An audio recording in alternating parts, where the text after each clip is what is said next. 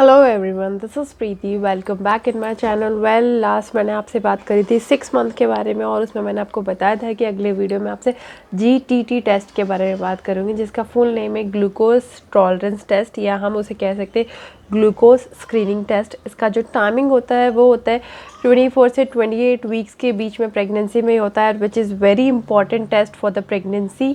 इसमें हम एक्चुअली, अगर मैं नॉर्मल लैंग्वेज में बात करूँ, तो इसमें हम बेसिकली ये टेस्ट करते हैं कि जैसे शुगर या हम लोग मीठा खाते हैं तो हमारी जो बॉडी है वो शुगर का कितना लोड या कितना वो डाइजेस्ट कर सकती है, सिर्फ हमें ये चेक करना होता है। क्योंकि हर किसी की बॉडी अलग अलग होती है और हम लोग इंडियंस लाइक डायबिटीज़ बहुत मोस्ट कॉमन डिसीज़ होता है, तो हमारा बॉडी कितना रिएक्ट करता है शुगर के लिए, उसको चेक करने के लिए हम ये टेस्ट करते हैं।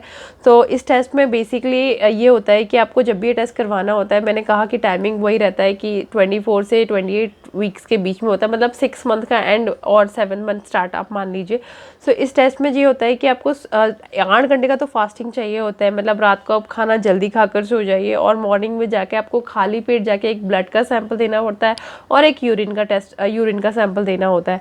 तो ये फास्टिंग होता है और उसके बाद में आपको 75 ग्राम्स वो सैंपल देने के बाद आपको एक 75 ग्राम्स ग्लूकोज, पूरा ग्लूकोज पीना होता है ऑलमोस्ट, और वो बहुत स्वीट होता है। ट्रस्ट मी, जब मैंने किया था तो वो गॉड, वो पूरा बड़े ग्लास में आपको पूरा मिला के वो पूरा ग्लूकोज पीना होता है। उसके बाद में आपको एक सैंपल देना होता है, ब्लड सैंपल, और यूरिन सैंपल भी तभी देना होता है। उसके बाद में फिर 1 घंटा आपको वेट करना होता है, फिर आपको एक सैंपल देना पड़ेगा, फिर 1 घंटे बाद फिर एक सैंपल देना पड़ेगा। ऐसे करके आपको 3 से 4 घंटे लगते हैं आपको टेस्ट में, बिकॉज आपको देखना, वो एक्चुअली टेस्ट में ये देखते हैं कि आपका हर 1 घंटे में शुगर का लेवल क्या होगा।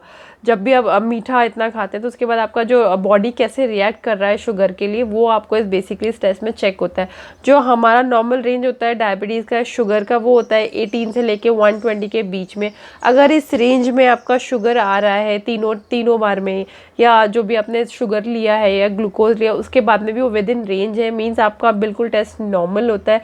यूरिन टेस्ट भी इसीलिए करते हैं कि आपकी यूरिन में कितना शुगर तो है या नहीं है, उसको चेक करने के लिए बार बार आपको यूरिन टेस्ट भी उतनी बार देना पड़ेगा जितनी बार आपका ब्लड लिया जाएगा।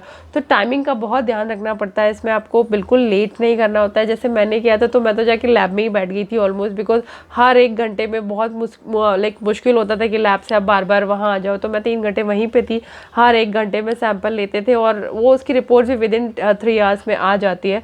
तो आप सेम डे पे रिपोर्ट भी कलेक्ट कर सकते हैं।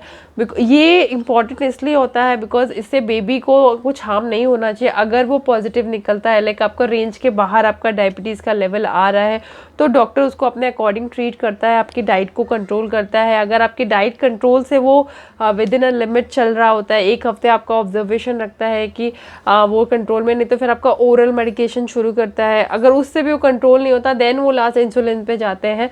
बट ये इन द रेयर केस, अगर आपको ऐसे आपकी कोई हिस्ट्री रही है, जैसे मेरे घर में मेरी पूरी फैमिली में डायबिटीज़ हिस्ट्री रही है, बट थैंक गॉड मुझे ऐसा कुछ पॉजिटिव नहीं निकला था।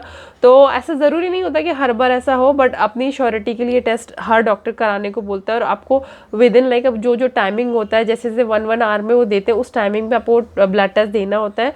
सो आप ये बिल्कुल ना मिस करें, आराम से जिस टाइमिंग पे बोला उसी टाइमिंग पे जाके टेस्ट कराएं। All the best for your test. Thank you so much. Bye bye, next video में मिलते हैं। If you like my video तो प्लीज़ लाइक बटन को प्रेस करो, subscribe my channel. Thank you, bye bye.